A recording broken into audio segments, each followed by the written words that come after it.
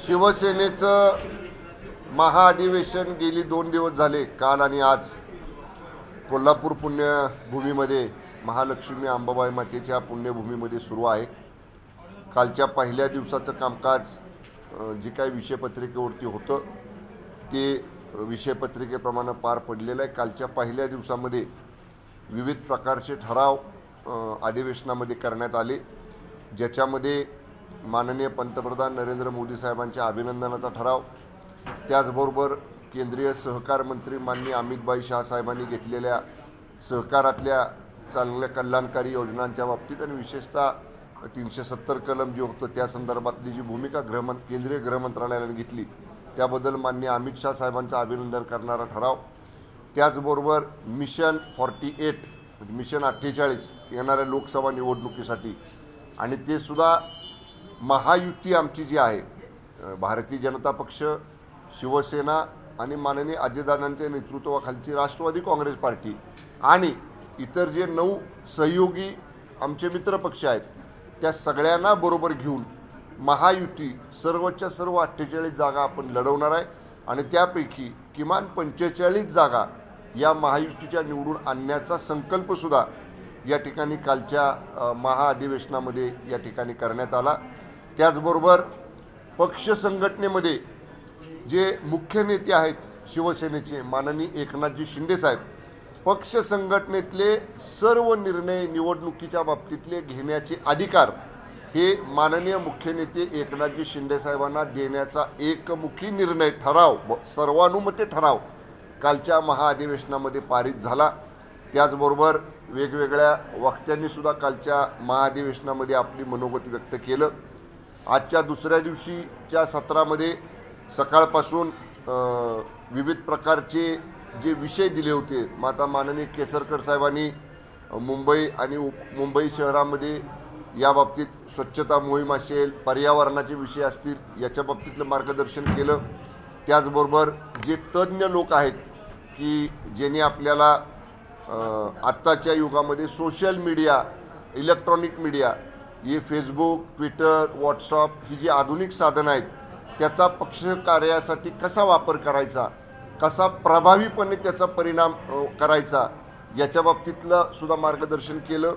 नेहमी आम्हाला यापूर्वीसुद्धा मार्गदर्शन करणारे आमचे ज्येष्ठ नेते माननीय गजाभाऊ कीर्तीकर यांनी सुद्धा जसं आम्हाला यापूर्वी ते मार्गदर्शन अगदी बूथ लेवलवरचं मार्गदर्शन निवडणुकीचं कसं असावं त्याचं सुद्धा विस्तृत मार्गदर्शन माननीय गजानन कीर्तीकर भाऊंनी सुद्धा आज या ठिकाणी केलं।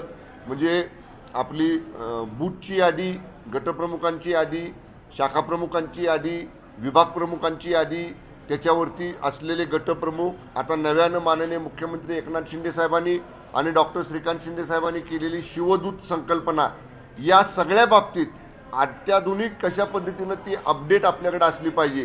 प्रत्येक बूथवरचा शिवदूत, प्रत्येक बूथवरचा आपला बूथवरचा शिवसैनिक यांच्याशी तात्काळ कसा संपर्क करायचा, निवडणुकीचं मॅनेजमेंट कसं करायचं याच्या बाबतीतलं सुद्धा जे दीर्घ अनुभव माननीय गजानन कीर्तीकर भाऊंचा आहे त्यावरचं सुद्धा त्यांनी मार्गदर्शन केलं। आता अजून काही ठराव जे बाकी आहेत ते ठराव आत्ताच्या सत्रामध्ये घेतले जातील आणि या अधिवेशनाचं समारोपाचं भाषण हे मुख्य नेते माननीय एकनाथजी शिंदे साहेब थोड्या वेळानंतर या ठिकाणी करतील आणि सायंकाळी 5 वाजता या अधिवेशनाची सांगता ही या प्रचंड जाहीर सभेनं, गांधी मैदानावर होणाऱ्या जाहीर सभेनं या अधिवेशनाची सांगता होणार आहे। एकूणच हे महाअधिवेशन अत्यंत यशस्वी आतापर्यंत पार पडलेलं आहे। सर्व शिवसेनेचे जिल्हाप्रमुख, उपजिल्हाप्रमुख, तालुका प्रमुख, उपतालुका प्रमुख, शाखा प्रमुख इथपर्यंतचे सगळे निमंत्रित पदाधिकारी पूर्ण संख्येनं महाराष्ट्रभरातून सगळे पदाधिकारी उत्साहानं या शिबिरामध्ये सहभागी झालेले आहेत। स्थानिक कोल्हापूरचे सगळे लोकप्रतिनिधी आणि शिवसेना पक्षाचं मध्यवर्ती कार्यालय यांच्या माध्यमातून इथं जी चांगल्यातली चांगली व्यवस्था सर्व पदाधिकाऱ्यांची, शिवसैनिकांची करण्याचा प्रयत्न शिवसेना पक्षाकडनं आणि विशेषतः इथल्या स्थानिक लोकप्रतिनिधींकडनं केलेला आहे। माध्यमांनी सुद्धा आत्तापर्यंत चांगलं सहकार्य या अधिवेशनासाठी केले, असंच आपलं सहकार्य आमच्या पक्षाच्या कार्यामध्ये मिळावं एवढीच आपल्या सगळ्यांना विनंती आहे। धन्यवाद। प्रश्न असतील तर विचारा।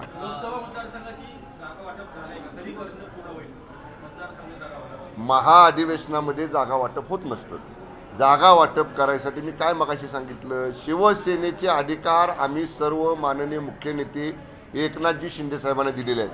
त्यामुळं माननीय शिंदेसाहेब त्याच्यावरती निर्णय घेतील. पण जेव्हा केव्हा तुम्ही म्हटलं जसं महायुतीतले 3 प्रमुख पक्ष आणि सहयोगी मित्र पक्ष हे जेव्हा केव्हा एकत्र बसतील तेव्हा त्या सगळ्यांचे प्रमुख नेते हे विभागवार चर्चा करतील. आत्ता जेवढ्या जागा आहेत प्रत्येक पक्षाकडं त्या जागांच्या बाबतीतली चर्चा होईल. ज्या जागा आत्ता महायुतीकडं नाहीत परंतु महाविकास आघाडीकडे आहेत त्या जागा कुठली जागा कुणी लढवायची याच्यावर विभागवार चर्चा हे तिन्ही पक्षाचे प्रमुख नेते आपापल्या नेत्यांच्या बरोबर करतील. अंतिम निर्णय हे तिघजण घेतील.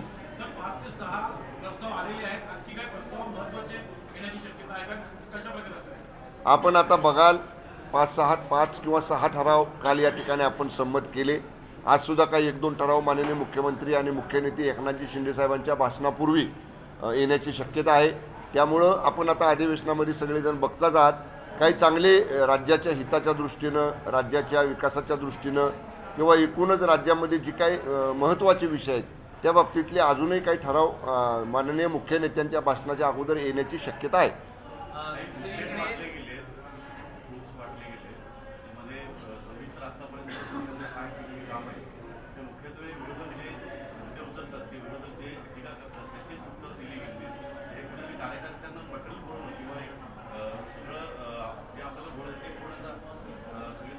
नाही, हे बघा, एका वेगळ्या पार्श्वभूमीवरती 1.5-2 वर्षापूर्वी माननीय एकनाथजी शिंदे साहेबांच्या नेतृत्वाखालचं हे सरकार स्थापन झालं. आपण सगळ्यांनी बघितलेलं आहे. मला खरं आमच्या महाअधिवेशन चालू असताना कुठलं राजकीय भाष्य करायचं नाही, पण साहेब मुख्यमंत्री झाल्याच्या दुसऱ्या दिवशीपासनं ज्यांना हे आवडलं नाही ती मंडळी सांगत होती हे सरकार पडणार, हे 2 महिन्याचे मुख्यमंत्री आहेत, 6 महिन्याचे मुख्यमंत्री आहेत, 1 वर्षाचे मुख्यमंत्री आहेत, उद्या जाणार, काल जाणार, परवा जाणार, हे सगळं सांगणारी काही मंडळी सकाळचा 10चा भोंगा वाजत होता. पण त्यांनी 2.5 वर्ष बघितलं. उलट आमचं सरकार आलं त्या दिवशीची संख्याबळ, दुसऱ्या दिवशीचं संख्याबळ, दुसऱ्या महिन्यातलं संख्याबळ, 6व्या महिन्यातलं संख्याबळ आणि 1.5-2 वर्ष पूर्ण होताना आता जवळपास 200पेक्षा जास्त 214-215 जागांचं संख्याबळ ह्या सरकारकडे वाढत गेलेलं आहे. त्यामुळं ज्यांना हे बघवत नाही ते अशी टीका करतात. आणि आम्ही हे बघा, माननीय मुख्यमंत्री आणि मुख्य नेत्यांचं म्हणणं एकच आहे की आपला शाखा प्रमुख सुद्धा राज्याचा मुख्यमंत्री काय करतो, राज्याचं सरकार काय निर्णय घेतं याच्या बाबतीत अपडेट हा आपला शाखा प्रमुखपर्यंत असला पाहिजे. आणि म्हणून आज आपण सगळ्या प्रमुख पदाधिकाऱ्यांना 1.5-2 वर्षातला लेखाजोखा, आम्ही कोणाच्या प्रश्नाची उत्तरं दिलेली नाहीत.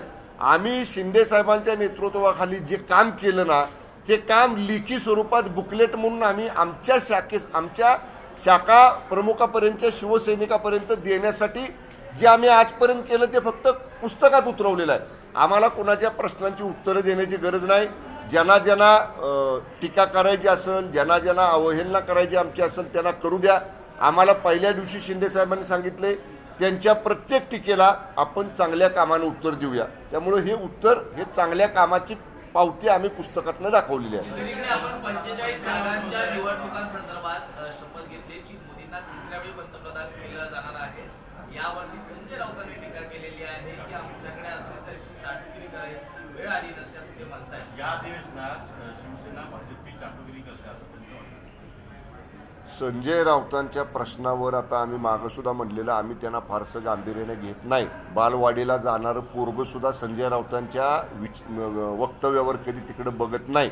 आता त्यांना दुसरं काम नाही बघा काय. आता कसं आहे, हे एवढं महाअधिवेशन त्यांना कधी घेता आलं नाही हो. साहेब मोठे असताना व्हायचं.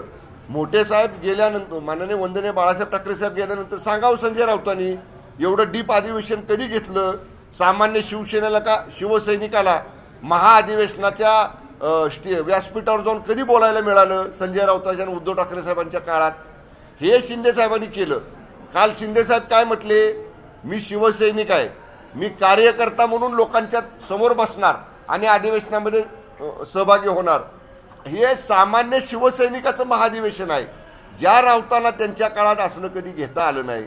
आणि माननीय पंतप्रधान मोदी साहेबांचं नेतृत्व हे देशानं स्वीकारले. आज पहिल्या 5 मध्ये आपली अर्थव्यवस्था आणण्याचं काम मोदी साहेबांनी केलं. कितीतरी योजना अशा आहेत की ज्याच्यामुळं देश आज या ठिकाणी पुढं चालला आहे. ज्वलंत हिंदुत्व, राम मंदिर, 370 कलम हटवणे, ह्या 3 तलाक, हे जे महत्त्वाचे निर्णय माननीय मोदी साहेबांच्या काळात झाले. त्यामुळं जागतिक मान्यता प्राप्त असणारं मोदी साहेबांचं नेतृत्व आहे. जे चांगलं आहे त्याला चांगलं म्हटलंच पाहिजे. चांगलं असणाऱ्याला सुद्धा वाईट म्हणायचं की संजय राऊताची सवय असू शकते. संजय राऊतांना त्यांचा लकलाभ होऊ द्या. आम्ही निश्चितपणे जे ज्वलंत हिंदुत्वाचे विचार वंदनीय बाळासाहेब ठाकरे साहेबांचे घेऊन पुढे चाललेले आहेत, त्यांचा उदो आणि त्यांच्या पाठीमागं आम्ही उभं राहणारच आहे.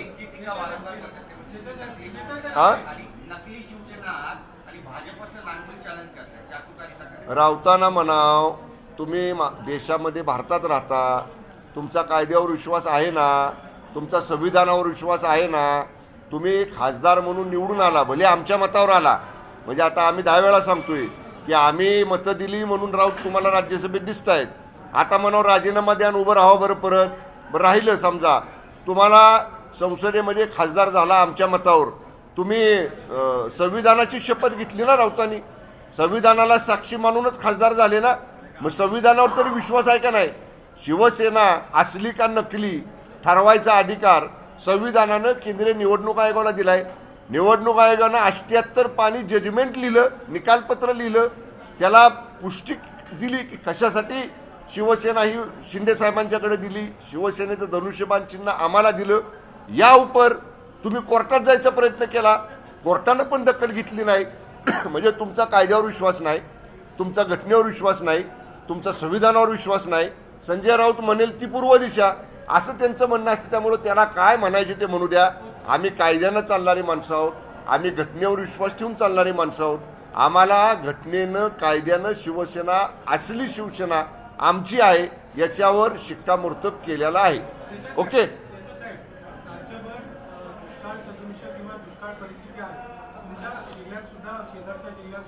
सोलापूरमध्ये सुद्धा तर या 2 दिवसाच्या महाविधिवेशनात शेती, शेतकरी, दुष्काळ, पाणी याविषयी मार्गदर्शन करताना कोणी दिसलं नाही.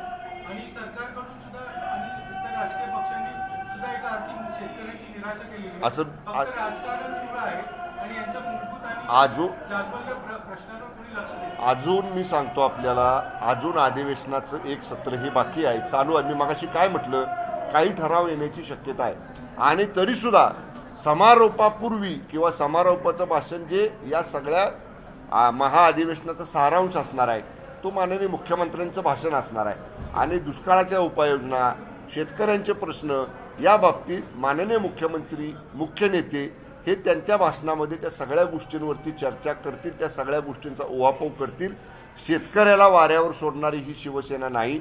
आपल्या माहितीकरता सांगतो, पाठीमागच्या सरकारनं जेवढी मदत दिली नाही त्याच्यापेक्षा जादा मदत या 1.5-2 वर्षात शेतकऱ्यासाठी महायुतीच्या सरकारनं दिलेले आहे. कंपॅरेटिव्ह आकडेवारीसह केव्हाही त्या बाबतीतली ओपन डिबेट करण्याची राज्य सरकारचं मंत्री म्हणून माझी तयारी आहे. आज ती आकडेवारी जरी माझ्याकडे नसली तरी केव्हाही आपण सांगा, त्यांच्यापेक्षा, त्यांच्या सरकारपेक्षा जादाच मदत आणि जादा शेतकऱ्यांना मदत ही महायुतीच्या सरकारने दिलेली आहे. हे सरकार शेतकऱ्याच्या पाठीशी उभं आहे, शेतकऱ्याला वाऱ्यावर सोडलं जाणार नाही. राता राहिला प्रश्न दुष्काळाचा, याच्या पाठीमागच्याच कॅबिनेटमध्ये माननीय मुख्यमंत्री महोदयांनी सगळ्या पालकमंत्र्यांना आदेश दिलेले आहेत की जिल्हा नियोजनमधला ठराविक निधी टंचाईचं पिण्याचं पाणी द्यायसाठी आणि इतर ज्या काही तात्पुरत्या नळ योजना करायच्या आहेत, टँकर पाणी पुरवठा करायचा आहे, याच्यासाठी ठराविक निधी प्रत्येक पालकमंत्र्यांनी राखून ठेवा. आणि तो निधी अपुरा पडत असेल तर तात्काळ शासनाकडे मागणी करा.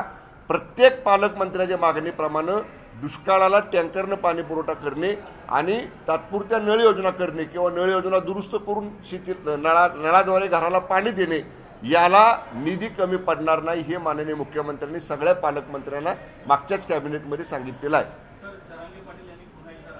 नाही, आता मला अधिवेशनात जायचंय, अधिवेशनात जायचंय मला. सरकारला पश्चाताप करायला लोक ठेवावे लागतील असं जरांगे पाटील यांचं म्हणणं आहे. 20 तारीखपर्यंत त्यांनी अल्टिमेटम दिले. लोक ठेवायला लागतील, पश्चाताप करण्यासाठी लोक ठेवावे लागतील. म्हणजे मला समजलंच नाही त्यांच्या बोलण्याचं. नाही, खरंच सांगतो, मला त्यांच्या बोलण्याचा अर्थच कळाला नाही. म्हणजे असं जर ते म्हणले असते बाबा सरकारवर पश्चाताप करण्याची वेळ येईल तर एखादी आपण समजू शकतो, पण पश्चाताप करायला लोक ठेवायची म्हणजे काय हे मला कळालं नाही. पण तरीसुद्धा माननीय मनोज पाटील जरांगे यांच्याबद्दल आम्हाला सहानुभूती आहे, आम्हाला त्यांच्याबद्दल आदर आहे. एवढं मोठं आंदोलन त्यांनी महाराष्ट्रामध्ये उभं केलं याचं निश्चितपणे म्हणजे त्यांनी उभं केलं मराठा समाजाचं आरक्षण. आता बघा, जेव्हा तुम्ही विजय उत्सव साजरा केला, माननीय मुख्यमंत्री महोदयांच्या हस्ते तुम्ही अध्यादेशाची प्रत स्वीकारली, तुम्ही मान्य केलं की शिंदे साहेबांमुळे हे झालं. आता त्याची अंमलबजावणी करायला साहेब, मी मगाशी म्हटलं तसं घटनेनं, कायद्यानं, विधिमंडळाच्या हिरव्या बुकमध्ये जे नियम दिलेले आहेत, विधिमंडळाचं नियमानं चालतं की काल अध्यादेश काढला, आज आणला आणि उद्या त्याचा कायदा केला, असं होत नाही ना. याला काही प्रोसिजर आहे आणि ती प्रोसिजर आपण सुरू केलेली आहे.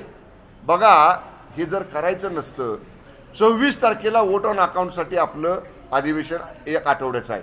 आम्हाला 26 तारखेच्या अधिवेशनात पण हा विषय घेता आला असताना, पण माननीय मुख्यमंत्र्यांनी 8 दिवस अगोदर 20 तारखेला एक दिवसाचं अधिवेशन बोलवलं, मंत्रिमंडळाने निर्णय केला, विधानसभा अध्यक्षांच्या मार्फत आपण राज्यपाल महोदयांना विनंती केली आणि आता आम्हाला 20 तारखेच्या अधिवेशनाचं समनसुद्धा आलेलं आहे. वाट बघितली पाहिजे ना. जरांगे पाटील साहेबांना माझी एकच विनंती आहे, तुमची प्रकृती नाजूक आहे, तुम्ही वेळेवर उपचार घ्या, औषध उपचार करा, आपण तब्येतीची काळजी घ्या. जो शब्द शिंदे साहेबांनी आपल्याला दिलेला आहे की मराठा समाजाचं आरक्षण इतर कुठल्याही समाजाच्या आरक्षणाला, विशेषतः ओबीसींच्या सुद्धा समाजाच्या आरक्षणाला धक्का न लावता कसोटीवर टिकणारं सगळ्या आणि कायद्याच्या चौकटीत बसणारं अधिवेशन देण्याचा शब्द माननीय शिंदे साहेबांनी दिलेला आहे. तो शब्द आमचं सरकार 100% पूर्ण करेल. धन्यवाद. धन्यवाद. आपण ठाणे जिल्ह्याचे पालकमंत्री आहात. एकीकडे शिवसेनेचं महाधिवेशन कोल्हापुरात होतं, उद्या आदित्य ठाकरे कोल्हापुरात आणि मुख्यमंत्र्यांच्या भागात कोल्हापुरात ठाण्यात शक्ती प्रदर्शन करून आहे. यू- असं पाहता याला सुद्धा प्रश्न आहे का ठाणे जिल्ह्याकडे जास्त लक्ष केंद्रित केले. संजय राऊतांचा दौरा झाला, उद्धव ठाकरेंचा दौरा झाला, आता आदित्य भुजबळचा दौरा करतात. मागच्या एका 15 दिवसापूर्वीच्या दौऱ्यात उद्धव साहेब आले होते ठाणे जिल्ह्यामध्ये, कल्याण परिसरामध्ये आदित्य साहेब आणि उद्धव साहेब आले होते. थोडं ना ऐका ना, पहिल्या दौऱ्याला माणसं किती होती सांगा ना. मी पालकमंत्री आहे, माझ्याकडे तिथली सगळी आकडेवारी आहे. मी सांगतो 170 माणसं एका ठिकाणी होती, काहीतरी 300-350 माणसं एका ठिकाणी होती आणि अगदी दुसरी एक ठिकाणी जरा जास्त माणसं जमा केली, 500-550 माणसं. म्हणजे ज्यांनी राज्याचं नेतृत्व केलं ते स्वतःला आता पक्षप्रमुख समजतात, युवराज त्यांच्या बरोबर असतात, 200, 400, 300 माणसं फक्त. मग येऊ दे ना, रोज येऊ दे. त्यांना तेच वाटते की रोज रोज आल्यानंतर संख्या वाढेल, त्यांनी जास्त वेळा ठाणे जिल्ह्यात यावं, दिवसेंदिवस संख्या त्यांच्याजवळ येणाऱ्यांची कमी झालेली त्यांना अनुभव मिळेल, त्यांनी जरूर ठाणे जिल्ह्यात यावं. ठाणे जिल्हा हा शिंदे साहेबांचं नेतृत्व मानणारा जिल्हा आहे, खासदार डॉक्टर श्रीकांत शिंदे साहेबांचं नेतृत्व मानणारा जिल्हा आहे आणि मी त्या जिल्ह्याचा पालकमंत्री म्हणून जबाबदारीने सांगतो, मान्य उद्धव ठाकरे साहेब, मान्य आदित्यजी किंवा आणखीन कुणी मुक्कामी जरी येऊन ठाण्यामध्ये राहिले तरी शिंदे साहेबांच्या नेतृत्वातला बाल सुद्धा बाका करू शकणार नाहीत. धन्यवाद.